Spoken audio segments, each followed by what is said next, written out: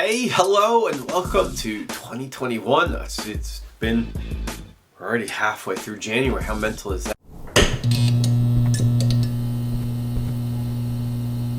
This is our first video of 2021. It's taken us a little bit of time just to sort of get our minds and heads and hearts around just starting back up.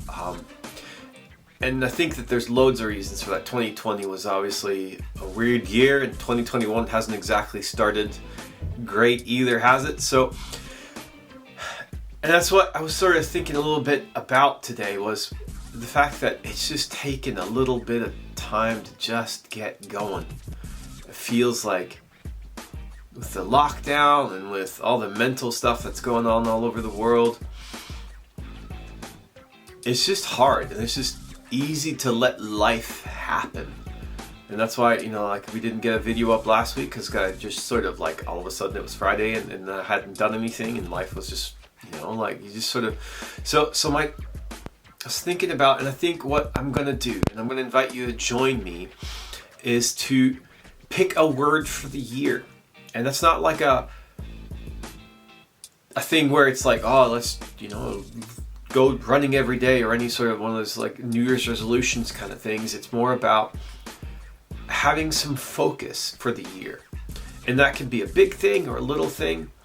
For me, I think I'm going to use the word presence. So it's just the one word, presence, in the sense of, not that I want lots of presents, but of course you can send me whatever you want. But it's more about being present. And I find that that's so easy to not be, to be completely consumed with stuff on my phone or Twitter or the news or Netflix or YouTube, or not being present in the sense of like, just thinking about, when lockdown is finally over, or when the pandemic is finally over, then. So that's sort of what I think I want to try to do for me. And so what I want to invite you to do is to think about, what could your word be for this year, 2021?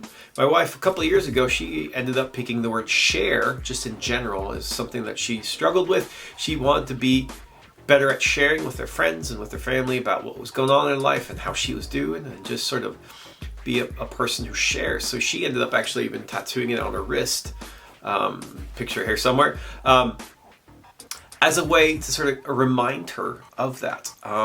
But what about you? A word that you think you want to use. Doesn't have to be those two. It could be anything.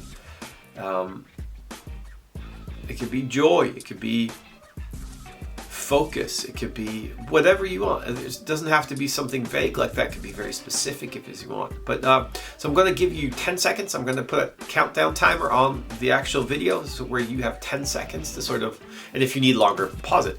But to where you can sort of try to pick a word with me.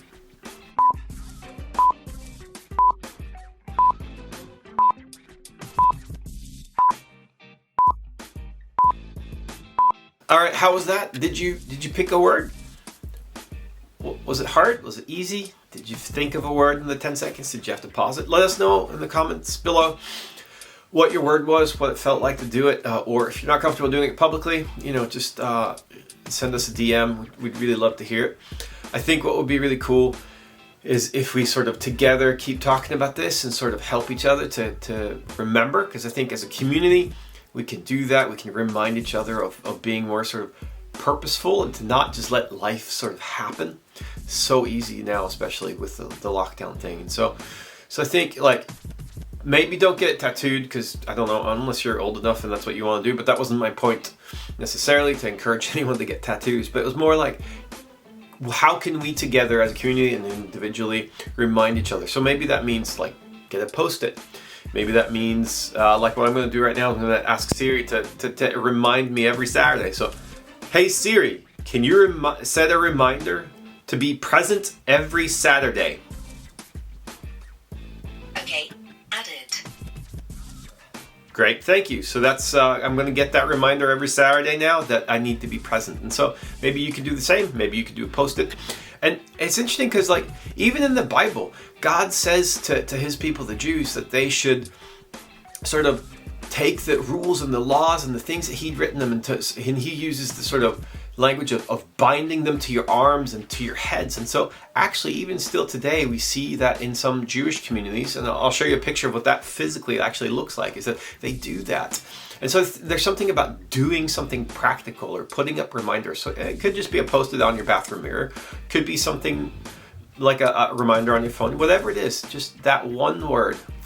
And so that's my encouragement to you, because I think if we do that, and if we are sort of trying to be more purposeful, but realizing that it's not about us, that it's about God who helps us. And so if you're the praying kind and someone who believes in God, there's this quick little Bible verse that I think you will really like, and it sort of helps us to know a little bit more about planning and having these sort of things. So it's in a book called Proverbs, which is just like it's a book of lots of really great sayings. So it's the heart of man or woman plans his or her way. So it's about like we make our own plans, but the Lord establishes his or her steps. So it's about like we can make plans, we can have a word, but then God comes along and works with us on that. And sometimes that ends up the way that we were hoping and wanting, and other times it doesn't. And of course, like the pandemic now, we all realize that life just doesn't always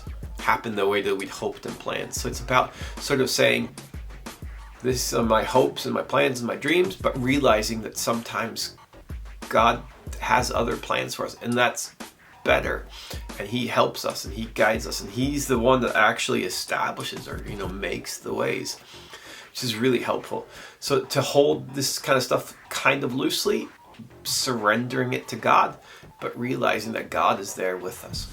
So that's my encouragement to you. Let us know. We really want to work with you on this and work together. So it's something that we're all doing together as one community. All right. Well, we'll see you next week. Stay in touch. Stay healthy. Stay safe. And we love you guys. We miss you. We can't wait to see you physically. But at the same time, I'm going to be present about it and say that let's just chat and get to know each other better over all the online stuff. And stay safe, like I said. All right, we'll see you guys next week.